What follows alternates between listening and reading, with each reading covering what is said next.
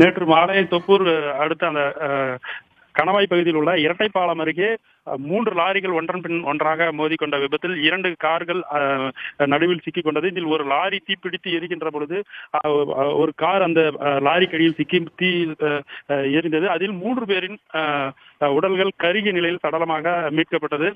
ஆனால் இந்த விபத்து நடைபெற்ற தருணத்தில் லாரியில் இருந்தவர்கள் லாரியை விட்டு இறங்கி தங்களது உயிரை காப்பாற்றிக் கொள்வதற்காக இறங்கி ஓடுகின்ற நேரத்தில் பின்னாடி அதாவது லாரி விபத்துக்கு உள்ளான போது பின்னால் இருந்த வாகனத்தில் இருந்த 4 இளைஞர்கள் முன்பக்கமாக ஓடி வந்து காரில் விபத்து சிக்கியவர்களை பார்த்துள்ளனர். அப்பொழுது உள்ளே இருந்த குழந்தைகளை தங்களது அதாவது தீ எரிந்து கொண்டிருந்த பொழுதிலும் தங்களது உயிரை துச்சமென கருதி குழந்தைகளை காப்பாற்ற வேண்டும் என்ற நோக்கத்தில் ஒரு இளைஞர் காரில் இருந்த குழந்தையை மீட்டு எடுத்து வருவதும் மற்றொரு இளைஞர் அந்த குழந்தையை வாங்கி கொண்டு செல்வதும் இது போல படிப்படியாக அடுத்தடுத்து 3 குழந்தைகளை இந்த 4 இளைஞர்களும் காப்பாற்றியுள்ளார்கள்.